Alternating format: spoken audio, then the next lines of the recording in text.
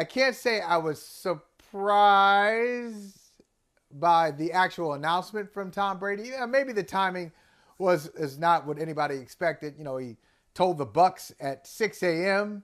and then he kind of dropped this pre-produced announcement. I mean, I don't think it was live. He certainly wasn't live. I think he figured it out, and then I'm going to release it. I'm going to drop it at this time. So I'm not surprised by the announcement, Jim.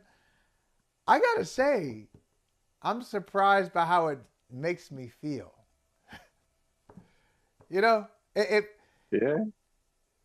yeah, like, okay, if you look at it this way. So Tom Brady, and that was Robert Kraft off the top, Patriots owner Robert Kraft. When he says our town, he's talking about Boston, where Brady played every year of his career except for the last 3 where he was in Tampa. But I go back to Tom Brady, life before Tom Brady. So Brady sat out the 2000 season because the Patriots already had their franchise quarterback, number 1 overall pick in the draft from 1993, Drew Bledsoe. He had been to a Super Bowl. They didn't win it. They lost to the Packers. He was everything. Robert Kraft called him a son too. Everybody loved Drew Bledsoe. And so when they drafted Tom Brady, it was like, what are they doing? Drafting this guy, Tom Brady, in the 6th round. So from 2001 until yesterday, when I thought of quarterbacking, I thought of Tom Brady either in New England or the quarterback that New England and the rest of the NFL paid attention to kind of set the expectations for what it was. Is this guy going to be the next Tom Brady? No? Okay, but where does he slot? Okay, he's not Tom Brady, but is he 3/4 of Tom Brady? Is he half of Tom Brady?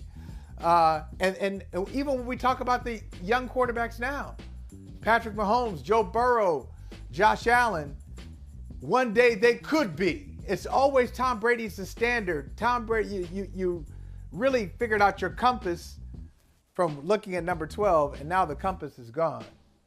So that's just really, it's hitting me in a strange way, Jim.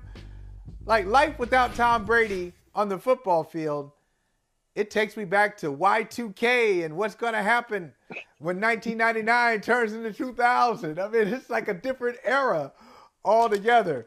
How are you processing the reality that Tom Brady is no longer a football player?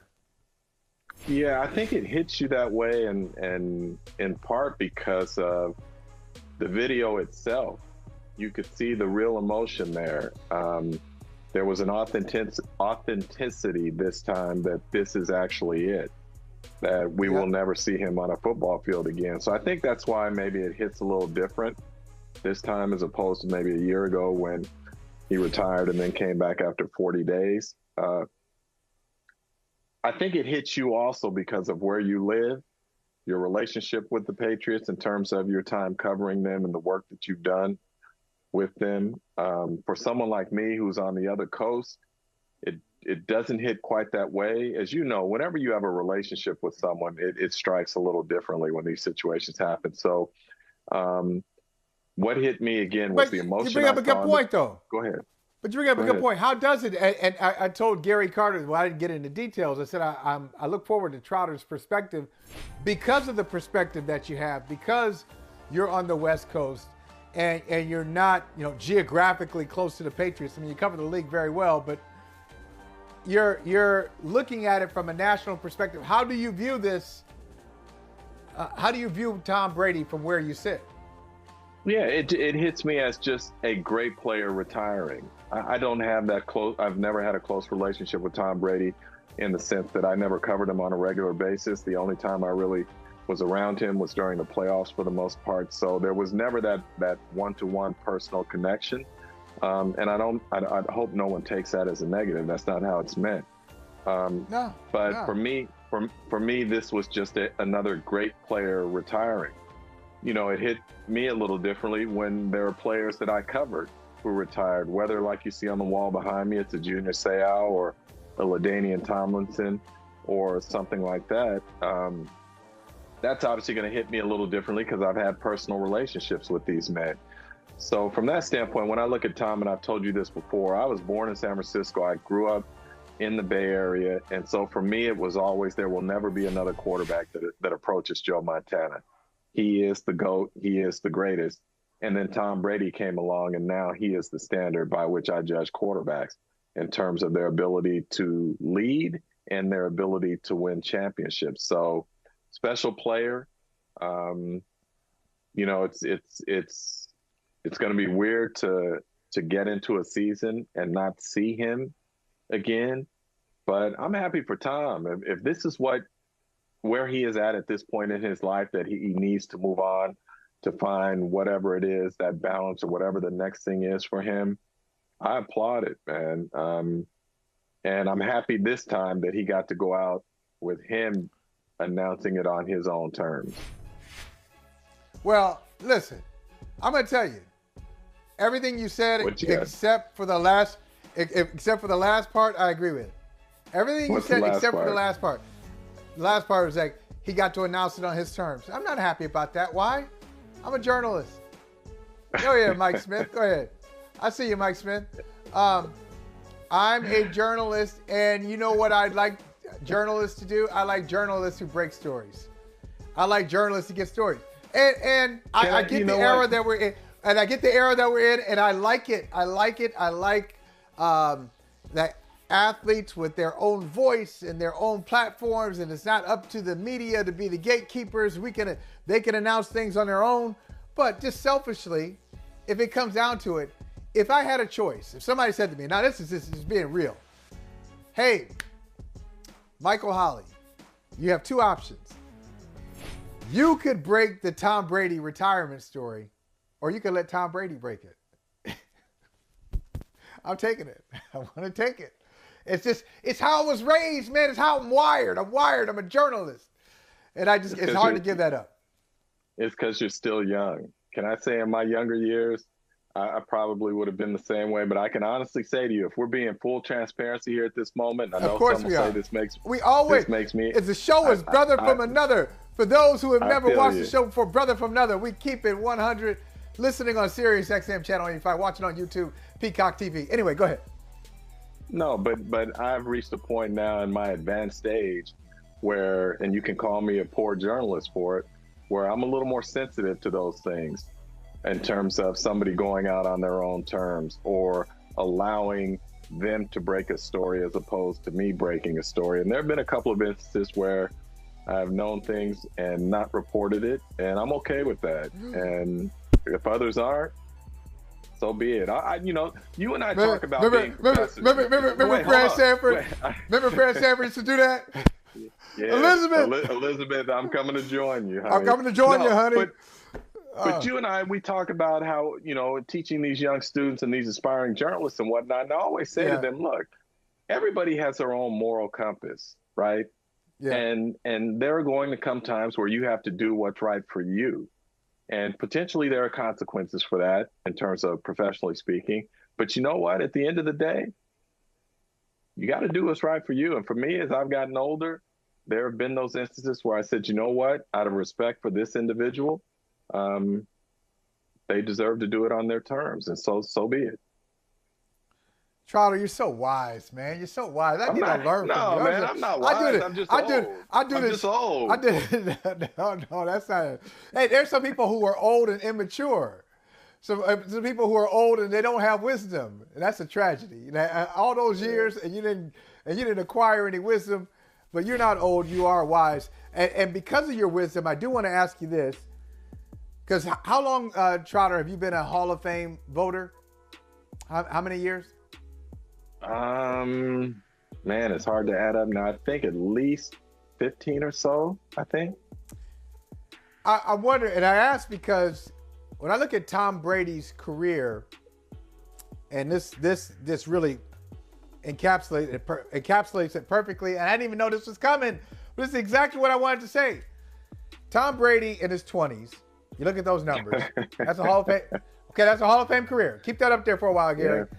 That's a Hall of Fame career, over 21,000 passing yards and 3 Super Bowl wins, 147 touchdowns in his 20s. In his 30s, 40,000 yards, 309 touchdown passes, 2 wins in the Super Bowl, and then 27+ thousand passing yards in his 40s. It's crazy. 193 passing touchdowns in his 40s and 2 touchdowns. 2 Super Bowls Have you ever analyzed a resume like this where there are 3 Hall of Fame careers in 3 different decades? And I know there's some great, I'm not asking if he's the best player. He's the best player I've seen. Right. But I'm just wondering, numerically, if you've ever sliced it up like that for a player where you say, wow, I don't even need the entire career to make my case. Give me this decade and I'm good. Yeah, no, I've never done it. I know that we've had multiple players who have been all decade in multiple all-decade teams, but I have never broken it down like what, you just showed. That's incredible. But it speaks to his greatness where I say, I would have fought you at a point in my life if you tried to tell me somebody was better than Joe Montana. I mean, and now you mentioned Tom Brady. I'm like, okay, you're right. There's no debate or hot take here. Tom Brady, Michael Smith brought this up yesterday when you weren't here. And I'm just jabbing at you with that. But he brought up that you had talked about. I feel no guilt. I got so many passes. I got so many passes. Mike Smith usually is not here. So, okay, give me a And the guys let him know that, too. They let him know that, too. But anyway, he was saying that you were, and I believe, if I remember right, that you were saying that Tom Brady is the greatest football player ever, regardless of position or whatever. And he questioned whether or not that was actually the case. And I told him I side with you. When one player is so far superior than anyone else who has ever played the position, to me, that makes him the greatest football player ever in my mind. And that's not in any way to denigrate anyone else who has played this game or others who I believe are all-time greats. But Tom Brady is just in a different class, period.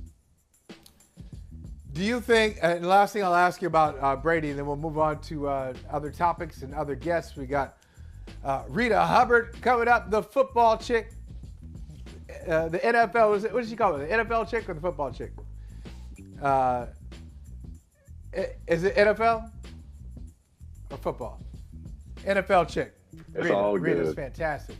Yeah, so NFL chick, Rita Hubbard is coming up on the show. We'll talk with her. We'll talk with Ricky Ricardo, who gave us a lot of information about Philadelphia before Trotter, before the NFC Championship game. And a lot of things that he said were going to happen actually did happen. But before we get there, he said Brock Purdy was going to get hurt? He said that Hassan Reddick was going to be a problem, that most people were talking about things that they were ignoring or maybe kind of glossing over the impact of Hassan Reddick. I want to ask you this about Brady. That's just that bitter 49er fan in me talking. That's all.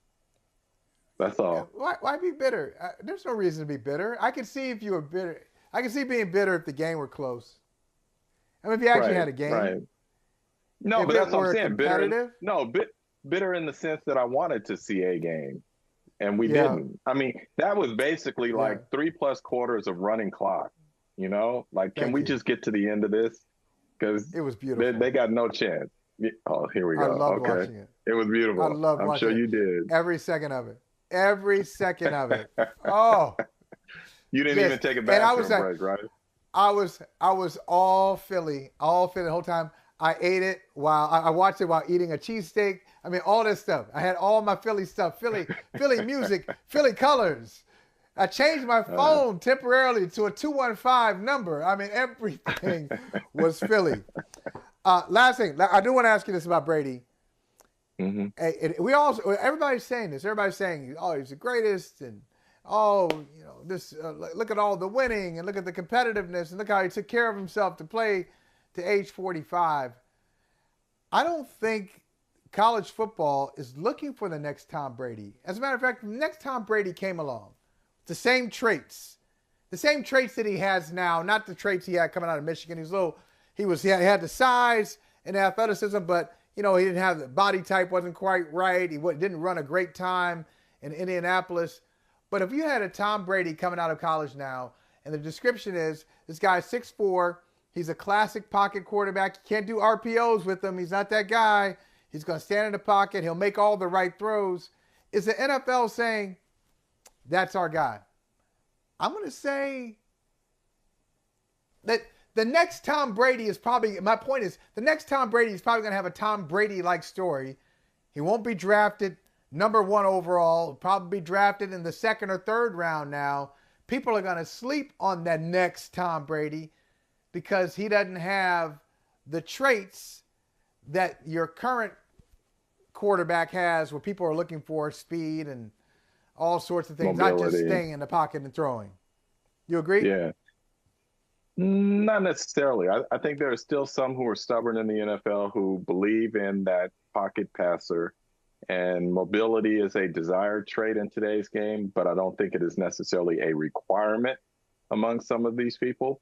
And so I would say to you, in all truthfulness, I think there are some in the NFL still who look for that type of quarterback, the big, strong arm, pocket presence guy who can make all the throws down the field, who, as we talk about, uses his intellect, his football intellect, to read defenses and yada, yada, yada, yada, yada. There are still those guys in the NFL. Look, we tend to forget it was only a handful of years ago that Bill Polian said Lamar Jackson should be moved to a different position coming out of college, even though he had won a Heisman. It still stings me. I said, when I hear that, I'm still stung by it and shocked. Yeah, you should be. What? I mean, he was running a pro offense in college. I know. So that's why I say to you, there are still individuals in the NFL, whether they will admit it or not, who still, if give them truth serum, would tell you they would prefer that type of quarterback you just mentioned, as opposed to the new wave of RPO guys who are coming out of college. Hey, thank you for watching Brother from Another. If you haven't hit that subscribe button, go ahead and do that now. Don't forget, you can catch us 3 to 4 weekdays on PeacockTV.com and on Sirius XM Channel 85.